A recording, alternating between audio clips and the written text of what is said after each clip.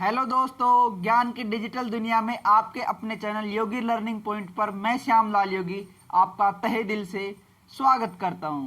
दोस्तों, आज की क्लास का जो अपना टॉपिक है वो है हिंदी व्याकरण। जो अपना चल रहा है उसका वो टॉपिक है लिंग, जेंडर। तो आज की क्लास में जो हम पढ़ने जा रहे हैं तो लिंग के बारे में पढ़ेंगे। लिंग कितने प्रकार के होते हैं, उसके एग्जाम्पल्स क्या हैं, उनके परिभाषाएं क्या हैं। तो लिंग के बारे में हम पूरी जानकारी आज की क्लास में लेंगे। तो बच्चों, जिन बच्चों ने अभी तक अपने अपने चैनल को सब्सक्राइब नहीं किया है या आप हमारे चैनल पर नए हैं तो सबसे पहले चैनल को सब्सक्राइब कर लीजिए और बेल आइकन को ऑन कर लीजिए ताकि आने वाली न्यू क्लास की नोटिफिकेशन आप तक टाइम से पहुंच सके। तो बच्चों, आज की क्लास आपके लिए बहुत महत्वपूर्ण क्लास होने वाली है और बहुत ही इंटरेस्टिंग वे के अंदर चीजें आपको सीखने को मिलने वाली है। तो क्लास को बीच में बिल्कुल भी स्किप मत करना और क्लास के अंत तक मेरे साथ बने रहना। तो चलिए बच्चों, शुरू करते हैं हम आज की क्लास। तो आज के क्लास का जो अपना टॉपिक है लिंग। लिंग के अंदर सबसे पहले देखते हैं लिंग की परिभाषा क्या होती है। तो संज्ञा हमने पढ़ लिया है। संज्ञा किसी व्यक्ति, वस्तु, स्थान के नाम को क्या कहते हैं? हम संज्ञा कहते हैं। ठीक है बच्चों। और आज है लिंग। तो लिंग जिस संज्ञा शब्द से व्यक्ति की जाति का पता चलता है उसे लिंग कहते हैं। लिंग किसे कहते हैं? जिस संज्ञा शब्द से व्यक्ति की जाति का पता चलता है कि वो स्त्री लिंग है, पुल्लिंग है, क्या है, पुरुष है, स्त्री है। तो इस प्रकार जिस संज्ञा शब्द से पता चलता है उसे क्या कहते हैं? हम लिंग कहते हैं। लिंग संस्कृत का एक शब्द है जिसका अर्थ है निशान। निशान का मतलब कि किसी चीज का पर्टिकुलर उसकी आइडेंटिटी का पता चलना कि वो चीज है क्या। जैसे कि स्त्री है, पुरुष है, बच्चा है, बड़ा है, बूढ़ा है, इस तरह के जो क्या है ये एक अवस्था है। लेकिन लिंग का पता, लिंग दो ही होते हैं हिंदी में। आगे हम उनके बारे में जानकारी लेंगे। तो लिंग की परिभाषा और अच्छे से अगर देखें तो जिस संज्ञा शब्द से किसी व्यक्ति का यह पता लगाया जाता है कि वो व्यक्ति पुरुष जाति का है या स्त्री जाति का है उसे क्या कहा जाता है? लिंग कहा जाता है। आगे देखते हैं लिंग के कुछ उदाहरण। पुरुष जाति में पिता, भाई, लड़का, बैल, बकरा, मोर, हाथी, शेर, घोड़ा, दरवाजा, पंखा, कुत्ता, भवन, ये सब क्या है? ये सब पुरुष जाति के हैं, मतलब कि पुल्लिंग है। ये स्त्री जाति में क्या क्या आता है? माता, बहन, लड़की, गाय, बकरी, मोरनी, मोहिनी, हथनी, शेरनी, घोड़ी, खिड़की, कुतिया, ये सब क्या आती है? स्त्री जाति के अंदर आती है। ये सारे उदाहरण।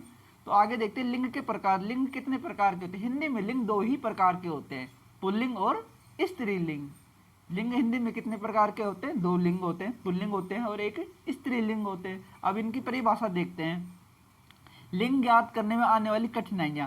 यदि हम लिंग ज्ञात करते हैं तो हमें किन किन कठिनाइयों का सामना करना पड़ता है, तो उनको हम देखते हैं। हिंदी में लिंग के निर्णय का आधार संस्कृत के नियम ही हैं। यदि हिंदी में हम लिंग का पता करें कि लिंग स्त्रीलिंग है या पुल्लिंग है, तो जिस प्रकार संस्कृत के अंदर जो नियम चलते हैं वही नियम क्या चलते हैं? हिंदी में भी चलते हैं। संस्कृत में हिंदी से अलग एक तीसरा लिंग भी है जिसे नपुंसक लिंग कहते हैं। ठीक है बच्चों। तो ये हिंदी में हमारे नहीं होता, ये वाला लिंग ये संस्कृत में ही पढ़ाया जाता है। तो पुल्लिंग क्या होता है? अब पुल्लिंग की परिभाषा हम देखते हैं। जिन संज्ञा शब्दों से पुरुष जाति का पता चलता है, ये पुरुष जाति का है, उसे पुल्लिंग कहते हैं।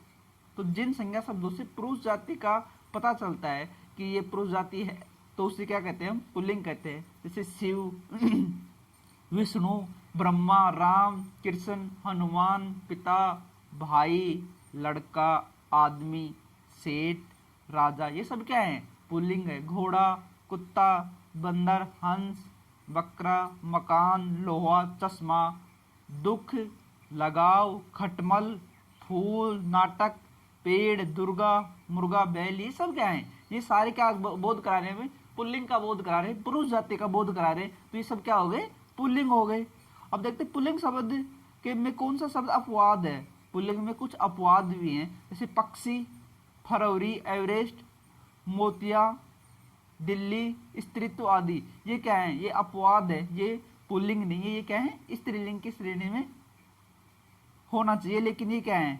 पुल्लिंग है ये। ठीक है बच्चों। पुल्लिंग की पहचान क्या है? हिंदी वर्णमाला के कुछ अक्षरों के नाम पुल्लिंग होते हैं। हिंदी वर्णमाला के कुछ अक्षरों के नाम पुल्लिंग होते हैं। ए, उ, ए, ओ, क, ख, घ, ग, च, छ, य, र, ल, व, स। ये सब क्या है? अगर ये किसी उसके शब्द के अंत में आते हैं तो ये क्या कहलाते हैं? वो उस शब्द को क्या बनाते हैं? ये उस शब्द को बना देते हैं, पुल्लिंग बना देते हैं उसको। जिन शब्दों के पीछे ए, त्वय, आ, आओ, पा, पन, न आदि प्रत्यय आए तो ये पुल्लिंग होते हैं। मन, तन, वन, शेर, मन, तन, वन, शेर, राम, कृष्ण, सतीत्व, देवत्व, मोटापा, चढ़ावा, चढ़ाव, बुढ़ापा, लकड़पन, बचपन, लेन देन आदि, ये सब क्या हैं? ये सब हैं पुल्लिंग शब्द के उदाहरण हैं ये। दिन, पर्वत, मास, कुछ ग्रहों का नाम पुल्लिंग होते हैं। जैसे दिन होता है, आज का दिन सोमवार, कुछ भी कोई भी दिन है। पर्वतों के नाम जैसे हिमालय, अरावली, ठीक है, एंकांगुआ, ये सब क्या है? पर्वतों के नाम है। तो पर्वतों के नाम क्या होते हैं? पुल्लिंग होते हैं। मास, जनवरी, फरवरी, मार्च, अप्रैल, ये सब क्या है? मास है। ये क्या है? पुल्लिंग शब्द आते हैं, ठीक है। जल, स्थल या भूमंडल के भागों के कुछ नाम पुल्लिंग होते हैं। मध्य प्रदेश, भारत देश, नगर, द्वीप, आकाश, ये सब क्या होते हैं? ये पुल्लिंग होते हैं। और धातु एवं द्रव के नाम पुल्लिंग होते हैं। सोना, तांबा, पित्तल, लोहा, चांदी, घी, तेल आदि, ये सब क्या है? धातु एवं द्रव के नाम भी पुल्लिंग होते हैं। पेड़ों के नाम भी पुल्लिंग होते हैं। केला, पपीता, शीशम, सागौन, जामुन, बरगद, पीपल, नीम, आम, अमरूद, देवदार, अनार, अशोक, पलाश, ये सब जितने भी पेड़ होते हैं, पेड़ों के नाम क्या होते हैं? पुल्लिंग की श्रेणी में आते हैं। रत्नों के नाम नीलम, पुखराज, मूंगा, माणिक्य, पन्ना, मोती, हीरा आदि, जितने भी रत्न जड़ित पदार्थ होते हैं जो बहुत ही मतलब कि प्राइस से जो होते हैं, मतलब कि कीमती चीजें होती हैं, जो रत्न होते हैं, तो इनके नाम भी क्या आते हैं? पुल्लिंग की श्रेणी में आते हैं। शरीर के अंग पुल्लिंग होते हैं। हाथ, पैर, गला, अंगूठा, कान, सिर, मुंह, घुटना, हृदय, दांत, मस्तक आदि, ये सब क्या होते हैं? ये सब भी क्या होते हैं? पुल्लिंग की श्रेणी में आते हैं। समय के नाम घंटा, पल, क्षण, मिनट, सेकंड आदि, ये भी क्या है? समय का जितने भी नाम होते हैं वो भी क्या होते हैं? पुल्लिंग की श्रेणी में आते हैं। अनाजों के कुछ नाम होते हैं। गेहूं, बाजरा, चना, जौ, कुछ अनाज होते हैं, ये भी क्या आते हैं? पुल्लिंग की श्रेणी में आते हैं। अब अपना क्या है? स्त्रीलिंग। जिन संज्ञा शब्दों से स्त्री जाति का पता चलता है, ये स्त्री जाति, उसे स्त्रीलिंग कहते हैं। जिन संज्ञा शब्दों से स्त्री जाति का पता चलता है उसे क्या कहते हैं? स्त्रीलिंग कहते हैं। जैसे पार्वती, लक्ष्मी, सरस्वती, गंगा, जमुना, गाय, सीता, राधा, रुक्मणी, माता, बहन, लड़की, औरत, नारी, रानी, बकरी, घोड़ी, कुतिया, बंदरियां, कुर्सी, सुई, पत्ती, नदी, शाखा, मुर्गी, शेरनी, झोंपड़ी, लोमड़ी आदि जितने शब्द हैं सारे क्या? स्त्री जाति का क्या करवा रहे हैं? बोध करवा रहे। स्त्रीलिंग में कौन कौन से शब्द अपवाद है? जनवरी, मई, जुलाई, पृथ्वी, मक्खी, ज्वार, अरहर, मूंग, चाय, कॉफी, लस्सी, चटनी, ई, री, जीभ, आंख, नाक, अंगुलियां, सभा, कक्षा, संतान, प्रथम तिथि, छाया, खटास, मिठास आदि क्या है? ये स्त्रीलिंग में क्या है? अपवाद की श्रेणी में आते हैं।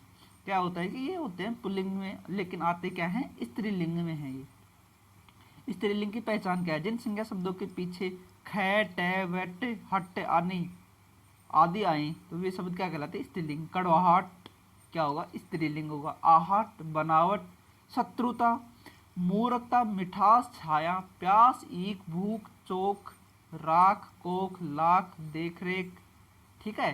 तो झंझट, आहट, चिकनाहट, सजावट, इंद्राणी, जेठानी, ठकुरानी, राजस्थानी आदि क्या है?